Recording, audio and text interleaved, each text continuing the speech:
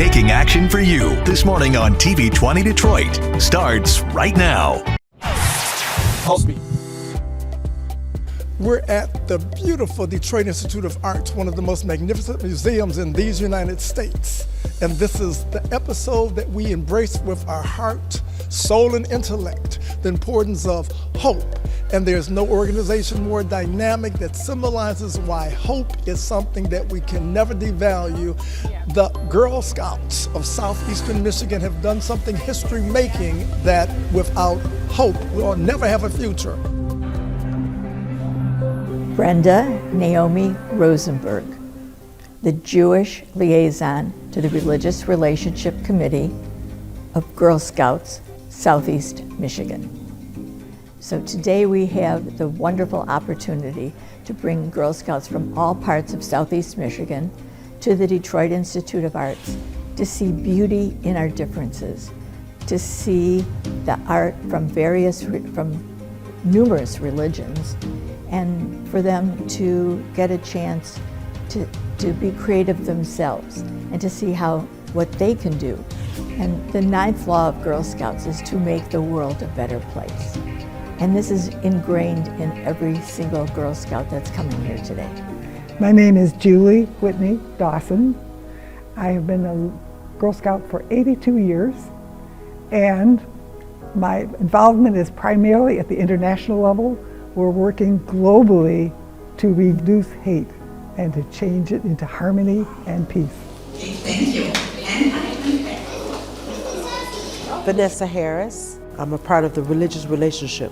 And I'm also the leader of troop number 78476. I'm very passionate, first of all, for the opportunity to train and educate and empower young girls. This is phenomenal to me. And then to be here in the Detroit Institute of Arts with this fabulous building with all types of, as you mentioned, different religions, different cultures and countries, it's just phenomenal. And to bring these little girls into this space so that they can feel, just empowered and to understand the diversity that's here. And to be a part of that weaving through, the corridors here at the museum is just fabulous. Whether you're looking at African art, Hinduism, or Islamic art, or just modern art. It's everything is here. I love it. And gives them an opportunity to understand, how important it is to be inclusive and to understand different people, cultures. Oh, it's so fun. I love the DIA. It's so fun. I get to be here with my friends, which is really nice, and I just like looking at the art and being able to see like the symbolizations and everything, and being here with my friends is really fun. So the most vivid and one I most remember was the Indian and Buddhist exhibit, because I asked one of the girls in our group if she had anything connected, and she also is a Buddhist, so it was really cool to hear from her point of view, and then to hear and see the video of their culture, and yeah, I think it was really fun. So my experience at the DIA today was fun. Well, the Egyptian exhibit had a bunch of cool things and sculptures. And, first it had a part of my name, which I thought was pretty cool. And then I got to see a whole bunch of sculptures, which was really cool. I'm Suzanne Banty, and I am the chair of the Religious Relationships Committee of the Girl Scouts of Southeastern Michigan. I think because it's important to us to make sure that we look at the whole girl and try to create opportunities for them to grow and to learn. We are one of the only councils in the country who have started a volunteer interfaith group. And when we started it in the day, we talked about, well, do we call it interfaith? And there was a lot of discussion back and forth, and people felt like, no, we represent different religions and different faiths, and we're about relationships. That everything in life is about relationships, and so that's how we came to our name. And we believe that what we do is shaping the girls of the future. Our girls have to grow up and live in a global world that you and I didn't live in. And so sometimes they're afraid because they haven't been exposed to people or things that are different. And so one of the things that our group tries to do is promote that understanding of somebody who's different. I think there are so many fantastic things about this program. I think it brings good attention to the DIA as a whole. I think it's important to realize that there are so many different cultures and things you can explore just going in the DIA. You don't have to travel really like out of the country or something like that. And I think a high point for me in this was doing an activity with the girls where we sort of went around creating our own animal and showing that there are so many different parts that make up a person as a whole, and showing that we embrace those differences and that it makes us stronger and like who we are by embracing those. Juliet Lowe, the founder of Girl Scouting in the United States in 1912, started Girl Scouting with the goal and the action immediately of including all girls of all races, all religions, and including African Americans in Savannah, Georgia in 1912, and for girls who were handicapped, and for girls who were from indigenous population, and girls from all religions. That was from the beginning. That was not being done in 1912. That was a courageous, amazing concept. She was a woman who had severe hearing difficulties. And you know what she'd do? She would recruit someone and they would say, "Oh, I'm sorry, I'm too blah, blah," and she'd say, "Okay, we got you, sir." And they said she always turned a deaf ear. Wow. So she made it happen from the beginning. We've always been fundamentally DEI. Now, as an artist, and also you're a noted author of books that children all over the world love, and the Silly Billies. Well, this just happens to be the book they're receiving.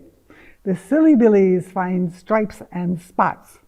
And the idea is the girls are going, the Silly Billies, who are imaginary characters, are going on a hike in Africa, and they find these animals, among of whom were a giraffe and a zebra. Stripes and spots, totally different. But they discover they can be friends. It's a very simple concept, but this is really not just for children. This is for adults too. But anyway, the point being, we want each girl to have a copy of this book and go home and think about what it means and talk about it with their troops. Have wonderful discussions about what does it mean and what can I do? How can I be a part of making this world one of harmony, and as I say, changing hate to appreciate, to celebrate. What a deal. I would like them to open their eyes and open their hearts to know that there is beauty in differences. Well, I want the girls to really feel that it's okay to be tough enough. It's okay to know self-defense. It's okay to be able to protect yourself. It doesn't mean that you're not beautiful, pretty, feminine, what other the women kind of adjectives are to describe someone, but you can be tough enough to build the bridge. And you need to be able to be that resilient. Everything doesn't go smoothly. There's always hardships and there's hazards in the way, but it's how do you jump over that hurdle? How are you willing to continue when you feel the whole world might be against you, but you continue? It gives you that, tough enough gives you the stamina to keep going and to make a difference and to be able to make a big difference. Each one of us can make a big difference in our world. That you can appreciate, you can respect those differences and still admire them, and sort of realize that you can have your own personal identity while being appreciative of others. I want to thank the Girl Scouts and the DIA for my experience with what I've learned today. My experience was really fun. I really enjoyed it with my troop. I've experienced a bunch of different cultures and different art pieces that have made a very big impact on me. it's been just a very big experience for me. I would just say join Girl Scouts, and it doesn't matter your age. Like, I see a lot of girls drop out when they're young, and no, follow it all the way up till you're high school, and like, I just think you should really take opportunity even when you get older and not just younger. Thank you to the Girl Scouts DIA for this experience today. Gaze down on the sun, from the lakes, from the hills, from the sky, all is well, safely rest, God is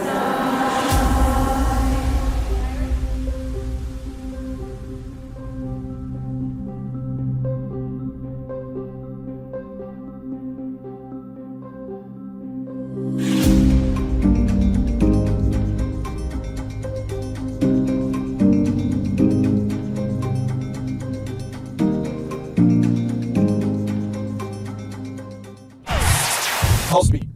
If you like what we're doing, please tell a friend, or if you want to see what we've done again, go to PulsebeatGlobal.com. That's PULSEBEATGLOBAL.com. You can also go to our PulseBeat TV YouTube channel and you can revisit what we're doing. And once again, you can tell everybody that we're doing something that is so exciting that they wouldn't want to miss it. Remember PulsebeatGlobal.com or the YouTube channel PulseBeat TV. Thanks for telling the world about us.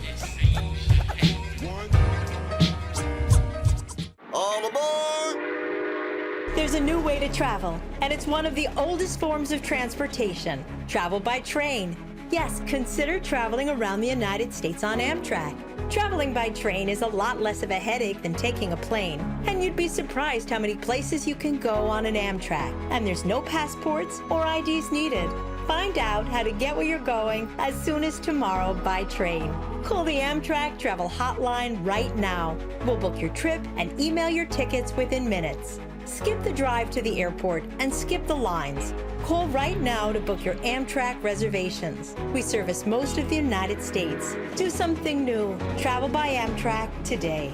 Find out how to get where you're going as soon as tomorrow by train. Call the Amtrak Travel Hotline right now. Call 855-827-5004. That's 855-827-5004. Again, 855-827-5004. If you're over 62, living alone, and have received a collection letter from the IRS, stop what you're doing and listen. You need someone that you can lean on and that will fight for you. Hi, I'm Matt Levy. I'm the founder of Ovation Tax Group. Every single week, we get thousands of American taxpayers the help that they deserve. The IRS is now more aggressive and efficient than ever at tracking down people who owe back taxes and have unfiled returns. They could already be preparing to seize your assets, including your pension, 401k, home, or even your Social Security. But here's the good news. You may qualify for special relief programs, especially if you are older than 62. Call us now. We specialize in helping seniors get relief from IRS collections, wage garnishments, and bank levies. In many cases, we can get tax debt completely forgiven, or at least drastically reduced, with a great repayment plan. Call us. We'll protect you, we'll fight for you, and we'll win for you. We're Ovation Tax Group.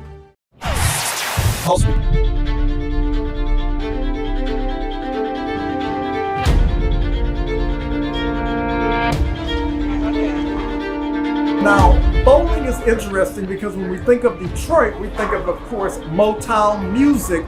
But then, am I correct now to know that people should think about Detroit also as Bowl Town, being a iconic place for bowling? And if that is true, how so? I think without a doubt that bowling is the capital of all of the world in the Detroit area. So I think you should combine both of them. That would be great.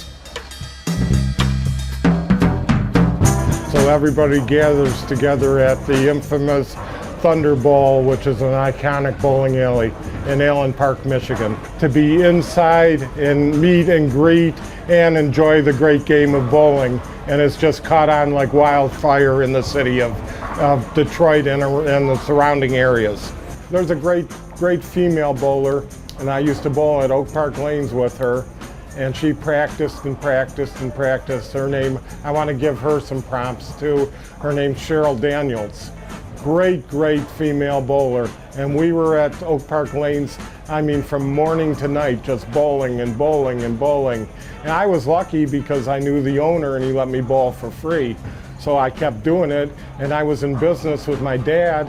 And whenever I got into an argument with my dad, I went to the bowling alley because I wanted to be just left alone, and that's all I did. And bowling is like you get into a hypnotic state of mind.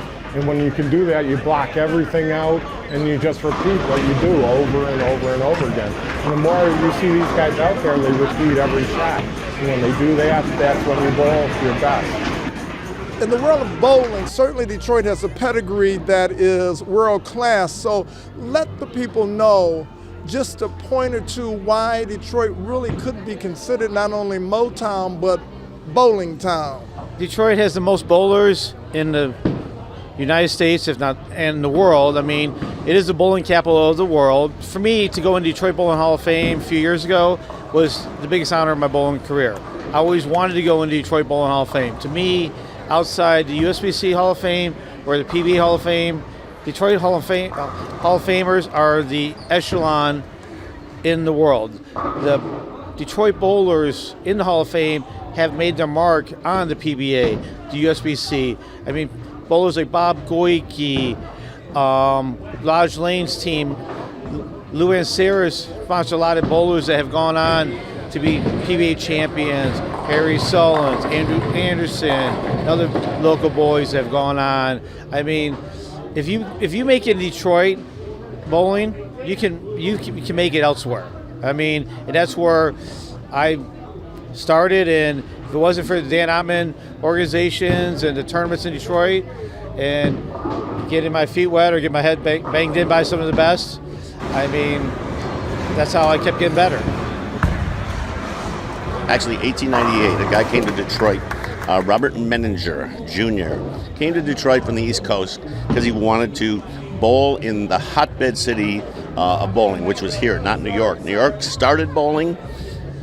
His team won a giant trophy that's on display in Detroit Historical Museum. The Rodman tournament out at Super Bowl Lanes, it was quite a bit of people there, and it was my first big tournament, and I was real close to making the cut. I fell short about 60 pins, so it was just, like I said, it was a nice turnout for my first time there, and I almost came close to making the cut for match play. Wow, now you're a semi-professional bowler, so obviously you know a thing or two. So is there a piece of advice that you could give to somebody watching this show that might inspire them to be semi or a professional or just to enjoy bowling? A tip? Practice. If you want to get good at it, practice. Always practice. And the guys that are out there that's bowling, I'll tell you one thing, spares is the name of the game. Anybody can strike, but if you got to get your spares. So practice on those spares as much as you can. Bowling to me has been a part of my life, an integral part of my life. I have friends across the country because of bowling, so I don't know what my life would be. It helped me learn to travel. You know, I'm been to like 47 of the 50 states. So with bowling, it's an avenue to get outside of what you see in front of you. It allows you to grow and mature in the sport as well as in yourself. You know, when I think of the iconic TV shows connected with bowling, of course it was Bowling for Dollars, and that was dedicated to bowling, but I think of the Flintstones and the Honeymooners because there's a tie into bowling, no? Yes, the Flintstones especially, you know, they had the little tippy toes and things like that, and we mocked them, and the sport was mocked a long time because of that, because again, you know, we weren't taken as serious.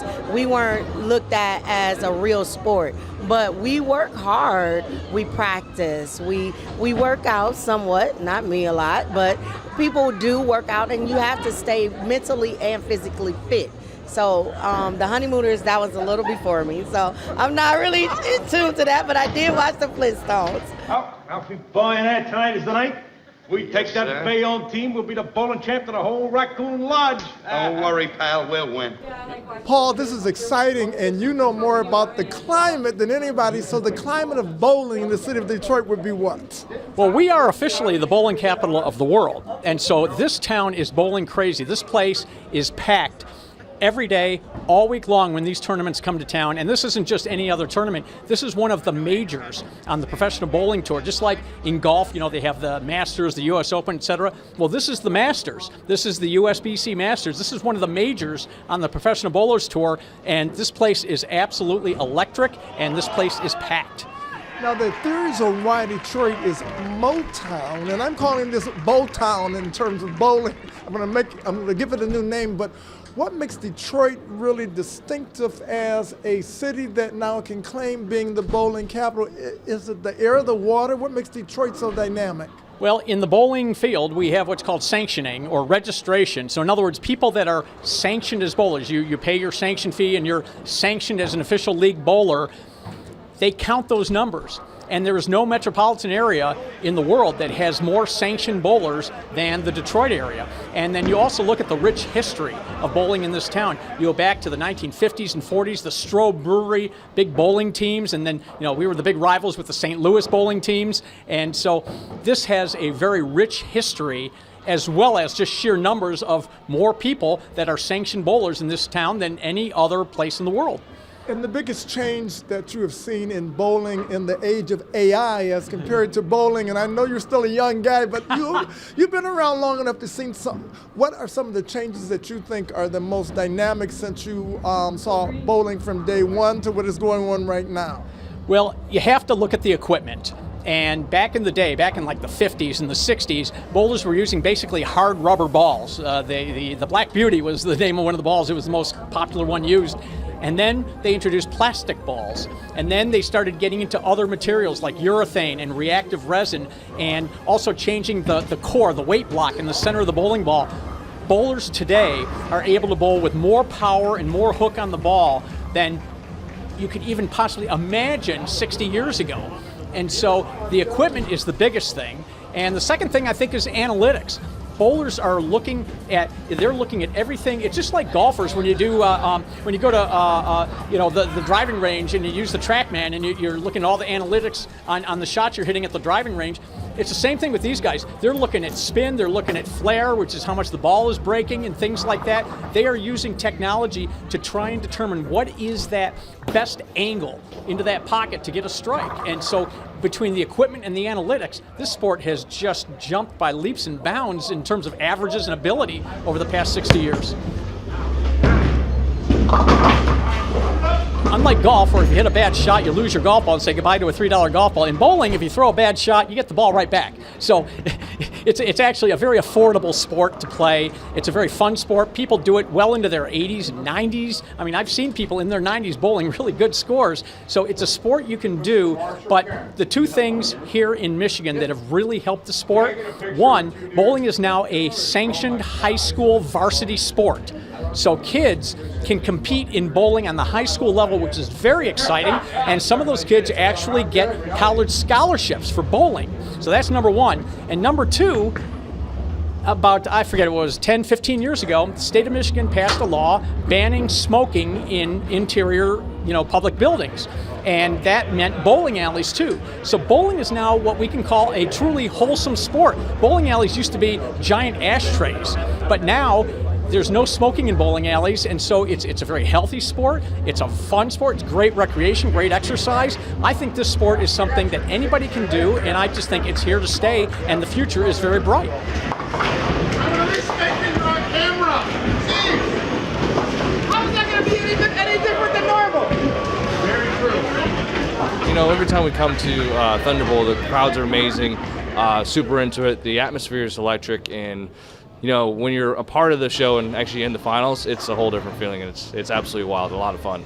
Now, they say there's a special energy that comes from anything that happens out of Detroit, and when it's bowling, it goes just up several votes. So let us know why Detroit is so dynamic as a bowling city.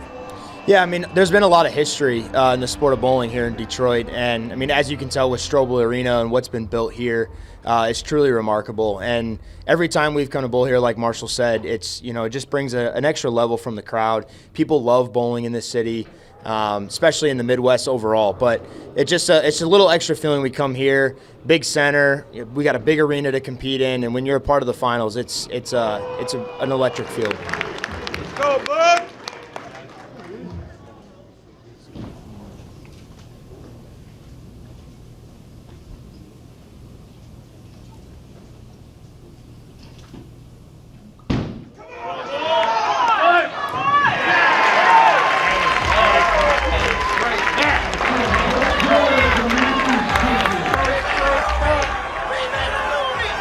Thank you so much. And you know what? I want to make sure I say your name right. You officially pronounce your name? Bug Kroll. Bug Kroll.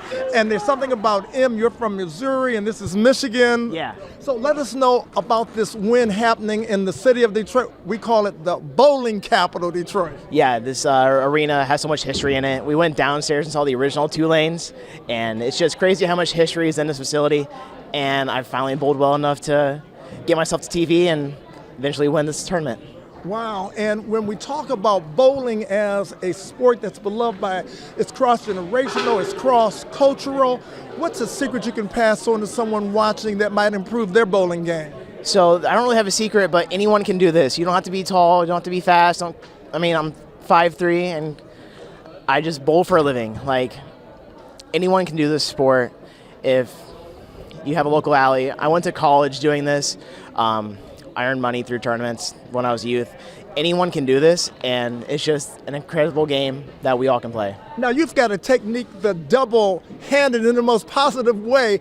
Let the audience know, how did you develop that? Did it come to you, or did you come to it? Yeah, so I started bowling at a very young age. Every bowling ball was way too heavy, so I added the extra hand to help myself, and now it's created this, and we saw Belmo do it, and Oscar Palermo, he made the first TV show.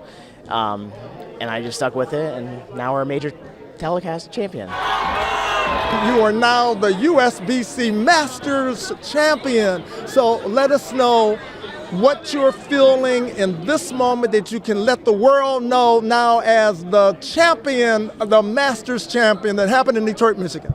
Yeah, so this is an incredible feeling. Never expected this would happen, and I was just happy to make TV. Now being a champion, we're going to enjoy this next car ride to the next PBA Tour stop. And your newest baby is? This bad boy.